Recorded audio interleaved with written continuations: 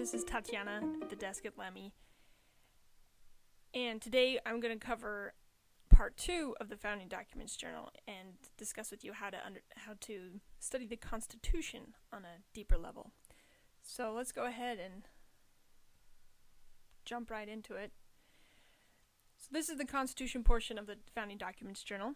It looks very similar to the Declaration of Independence portion. And again, we're going to start with the very top. So, the Constitution of the United States of America. This is very powerful to see the difference between United being uncapitalized in the Declaration of Independence and it being capitalized in the Constitution, as it became the name of our country. Preamble. So, I'm going to stop right here, and there's a couple of words that I think we need to look into. The Constitution. What is that? Has anyone ever looked that up? Or preamble? I looked up a preamble. Or the United State, or United, or state. These are all words that we hear often in our everyday vocabulary, but we've never looked up. So I have already previously looked up those words and understand them. And I'll just, for the sake of time, tell you what they are. But preamble means the reasons for which a document was created. So in the preamble, we're actually going to be looking into why the Constitution was created.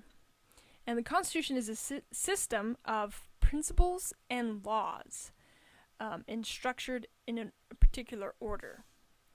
So what we're looking at here is a system of particular laws structured in a particular manner for the United States of America. So,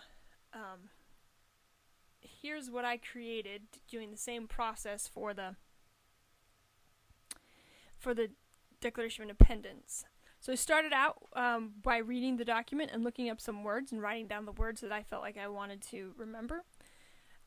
So we, the people of the United States, in order to form a more perfect union, establish justice, ensure domestic tranquility, provide for the common defense, promote the general welfare, and secure the blessings of liberty to ourselves and our posterity, to ordain and establish this Constitution for the United States of America. I looked up the words justice, welfare, and tranquility because I think they're very powerful and greatly misunderstood to some extent in our world today. But justice, according to the Webster's 1828 dictionary, means the virtue which consists in giving everyone what is his due. So then, after I looked up all these words, I put it into my own words.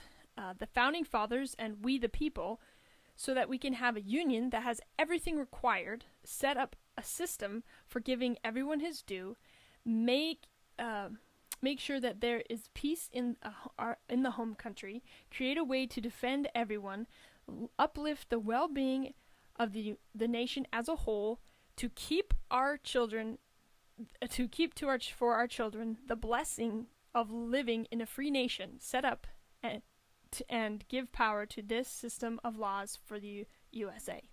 So it sounds pretty horrible if you compare it to the actual preamble, but it's really powerful because having looked up all these words, I now own the preamble. I know why the Constitution is written.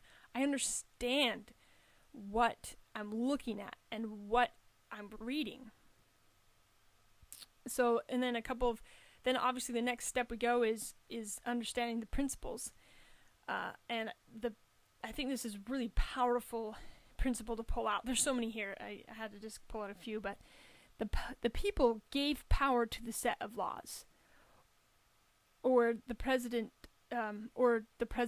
but to the The people gave power to the set of laws, not to Congress or the president, but to the Constitution. When a nation is free, then everyone's general well-being is improved. I think that it's so cool that the founders wanted that. So one of the principles I obviously pulled out of there was that the people didn't give power to the Congress. They gave power to the Constitution. That's where the people gave power.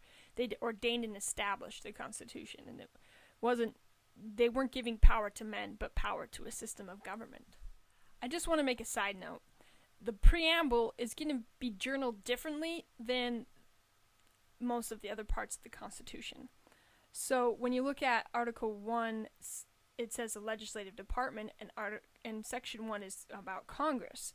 So when you look at this, it says all legislative powers herein granted shall be vested in Congress of the United States, which shall consist of the Senate and the House of Representatives. It's really important that you look up the words and understand the legal meaning of them, because that's where you're going to find the power in the Constitution. So I would look up legislative, and I would powers herein granted shall be vested Congress, United States, consist. I would look up all those words, and then I would be able to say, put it in my own words, which would be all powers to make laws shall be given and put in control of Congress, which is made up of the Senate and the House of Representatives. And that's how I would rewrite it in my own words. And principles that I could pull out would be, so the principles I think I could pull out for this, obviously, is that instead of giving lawmaking powers to one man, we gave the power to make laws to two separate houses. And understanding that these lawmaking powers or abilities belong to the people and not to an individual. So thank you so much for listening to or watching our movie, How to Study the Founding Documents, and thank you for being willing to study the Constitution on a deeper level. If you have any questions, feel free to contact us and have fun in your study of the Constitution.